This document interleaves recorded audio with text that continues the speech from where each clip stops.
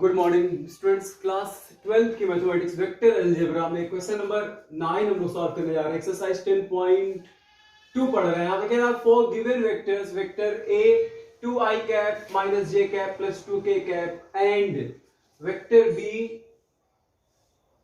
Is equal minus i cap plus j cap minus k cap. Find the unit vector in the direction of the vector a plus vector B. Vector A और इन दो vectors vector A और vector B के सम का जो vector है उसके unit vector बताना है उसके डायरेक्शन में। ठीक है, तो ऐसा करते हैं। यहाँ पर जो गिवन है उसको लिखते हैं। तो गिवन है यहाँ पर वेक्टर ए दिया गया है। वेक्टर ए जो है वो है 2i cap minus j cap plus 2k cap और वेक्टर बी यहाँ पर है minus I cap plus J cap minus K cap.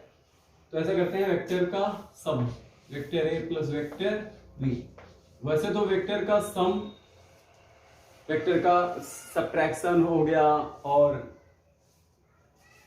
Vector का ऐड हो गया, ये तो बड़ा पेचीदा मामला होता है, कुछ कहा नहीं जा सकता। लेकिन जब भी आपको किस तरह से कंपोनेंट्स फॉर्म मिल जाए तो बड़ा आसान होता है। अलजेब्रिक एक्सप्रेशन की तरह, बिल्कुल जैसे अलजेब्रिक एक्सप्रेशन को आप सिंपलीफाई कर तो बिल्कुल ऐसे कर दीजिए। आई कोएफिशिएंट को सब्ट्रैक्ट कर दीजिए तो ये मिल गया आई कैप और यहाँ पर ये तो जीरो हो जाएगा, यानी प्लस जीरो और जे कैप लिख देंगे और यहाँ पर सब्ट्रैक्ट करेंगे तो ये तो हो गया के कैप। और इसे ऐसे भी लिखा जा सकता है, एक तरह से देखा जाए तो अब इसको आप आई कैप लिख देंगे और इसको जीरो नहीं लिखेंगे, ठीक है, प्लस के कैप लिखेंगे और इसको हम एक वेक्टर कैपिटल लेटर में वेक्टर ए से डिनोट कर देंगे। हमने मान लिया ताकि कैलकुलेशन करना हमारे लिए आसान हो जाए। तो यानी ये वेक्टर जो ये वेक्टर है इसको हमने ए मान लिया। इस वेक्टर को ए से रिप्रेजेंट करेंगे, वेक्टर ए, और ये इसकी वैल्यू क्या है, ये है आई कैप प्लस के कैप। हमें पता है कोई वेक्टर होता है तो वेक्टर ए को रिप्रेजेंट कैसे करते हैं, वेक्टर के मैग्नीट्यूड से और उसके डायरेक्शन से। डायरेक्शन को ए कैप कहते हैं। अगर ए कैप को इधर रखे तो ट्रांसपोज कर दे तो इस तरीके से ए कैप इसकी वैल्यू आ जाएगी वेक्टर ए में। अगर वेक्टर के मैग्नीट्यूड से डिवाइड कर देते हैं तो जो वेक्टर का डायरेक्शन पता चल जाता है, यानी इस वेक्टर का यूनिट वेक्टर पता चल जाएगा। तो हमें यहाँ पर केवल यूनिट वेक्टर निकालना है। यूनिट वेक्टर का मतलब जैसे कोई वेक्टर दिया है तो उसी वेक्टर के डायरेक्शन में एक यूनिट वेक्टर आप बता दीजिए, इतना एक यूनिट का वेक्टर बता दीजिए। तो यही फॉर्मूला हम लोग यहाँ पर रखते हैं। एक मिनट, ये जो है ये ऐसे इसी को यू, तो यहाँ एक कैप है तो यही फॉर्मूला यहाँ रख देंगे। ए वेक्टर है तो वेक्टर के लिए ए कैप का फॉर्मूला वहां है, तो यहाँ वेक्टर ए हो जाएगा और उसके बाद इस तरीके से वेक्टर का मैग्नीट्यूड। अब चलिए आगे लिखते हैं। वेक्टर आई कैप प्लस के कैप और अपॉन, अब इसका मैग्नीट्यूड 1 का स्क्वायर और प्लस 1 का स्क्वायर, ये तो हो गया आई कैप प्लस के कैप और ये हो गया रूट ऑफ 2। इसको लिख देंगे 1 अपॉन रूट 2 आई कैप प्लस 1 अपॉन रूट 2 और ये हो गया, ये तो है ही नहीं के कैप। तो इस तरीके से ये वेक्टर हमारा जो है ये वेक्टर पता चल गया कि इसके डायरेक्शन में unit vector in the direction of इस वेक्टर के डायरेक्शन में वेक्टर यही होगा। लिख दिए 1 अपॉन रूट 2 आई कैप प्लस 1 अपॉन रूट 2 के कैप। अभी नीचे दिख रहा हो तो यहाँ पे लिखा ही, तो इसे आप कॉपी कीजिए, नेक्स्ट बताते हैं आपको।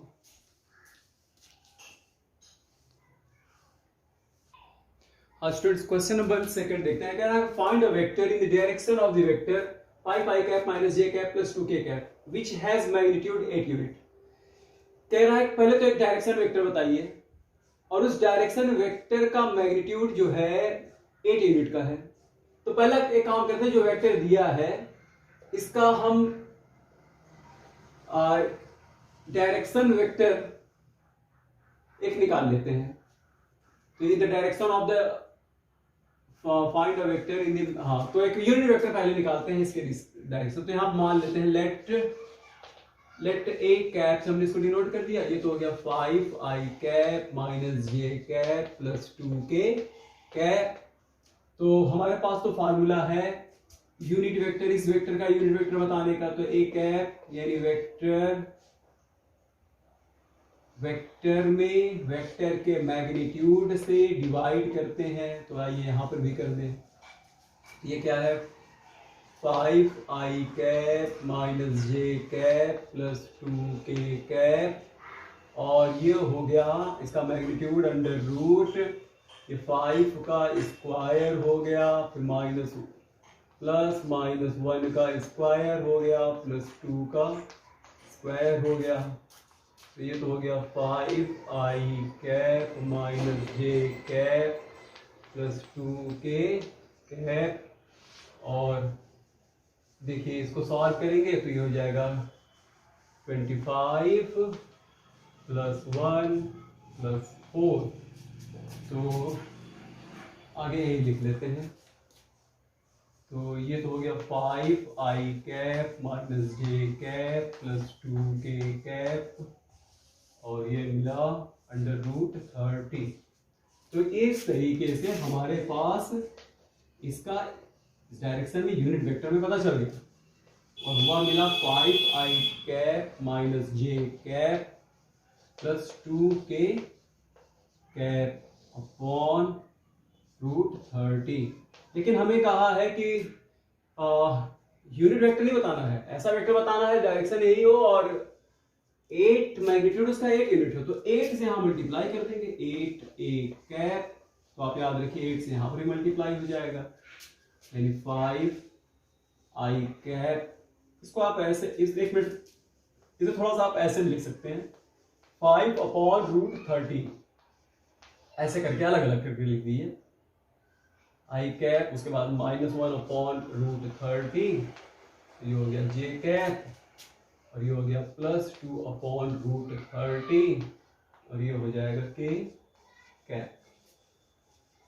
तो अब इसको लिख देते हैं जैसा ये लिखा गया है, इस तरह से सबको लिख दे 5 upon 30 i cap -1 upon 30 j cap plus 2 upon 30 k cap. अब 8 से आप मल्टीप्लाई कर सकते हो, तो यहां जो मल्टीप्लाई करेंगे तो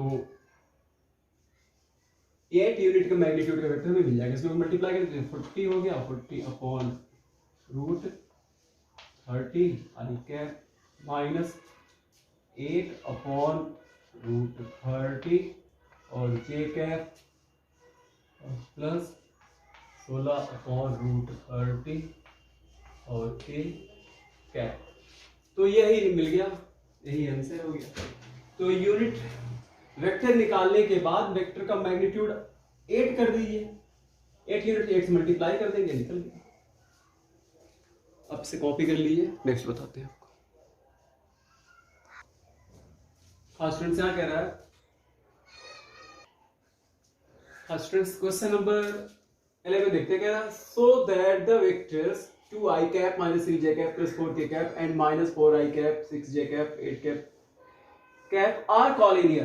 देखिए कॉलिनियर एक बार फिर से आ गया, कॉलिनियर का कांसेप्ट हमने आपको समझाया, एक बार फिर समझ लीजिए। कॉलिनियर का मतलब क्या होता है, एक लाइन आप खींचिए, जैसे हमने एक लाइन खींच दिया L, अब इस लाइन के पैरेलल जितने भी वेक्टर्स होंगे वो वेक्टर चाहे सेम मैग्नीट्यूड के हो या तो उनका मैग्नीट्यूड कुछ भी हो, डायरेक्शन अपोजिट हो, लेकिन इसके पैरेलल ही होने चाहिए।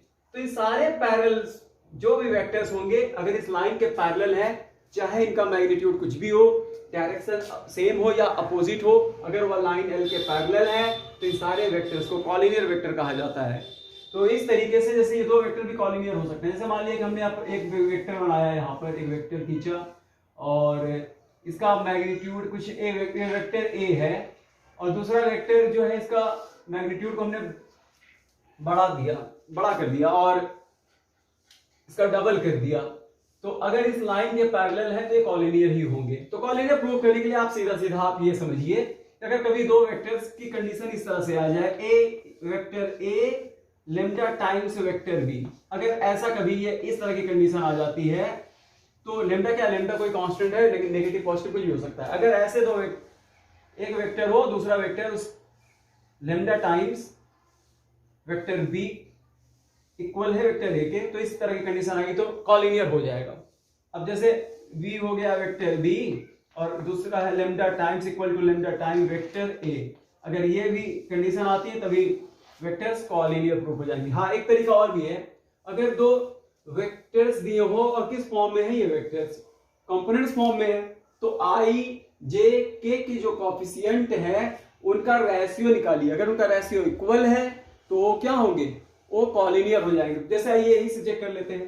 देखिए i का कोफिशिएंट क्या है, 2 है, और यहाँ पर i कोफिशिएंट क्या है, -4 है, तो आप इसको डिवाइड कीजिए तो हाफ नेगेटिव आया। उसके बाद आप इसको देखिए, इसका j का कोफिशिएंट क्या है, -3 है, और यहाँ पर इसका कोफिशिएंट क्या है, 6 है, तो इसको भी आप रेशियो निकालिए, कोफिशिएंट का रेशियो निकालिए, तो क्या मिला, -½ अब k का कोफिशिएंट यहाँ 4 है, उसका कोफिशिएंट क्या है, -8 है, इसका भी निकालेंगे तो -8। देखिए सारे रेशियो क्या है, इक्वल है कि नहीं, तो ये वेक्टर कॉलिनियर प्रूफ हो गया। तो आइए अभी इस तरह से प्रूफ कर देते हैं।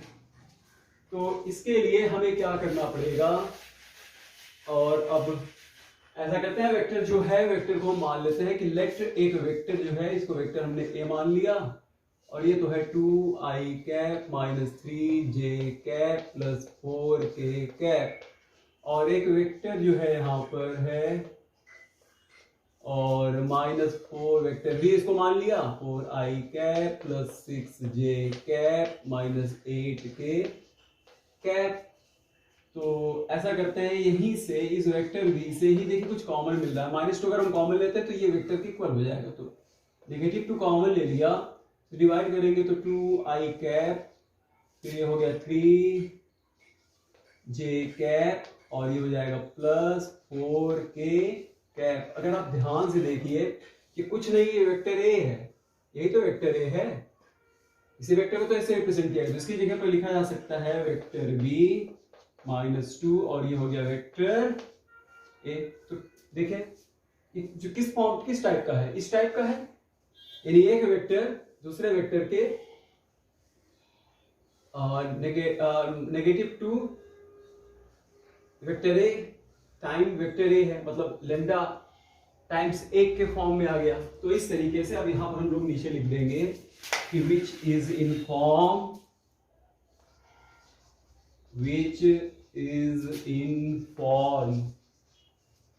दो वेक्टर इस फॉर्म में आ गए, और वो फॉर्म क्या है, vector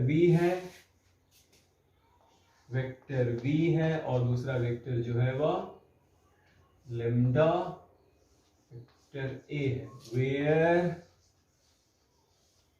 where lambda is equal to -2। तो हम यहां कह सकते हैं कि गिवन वेक्टर्स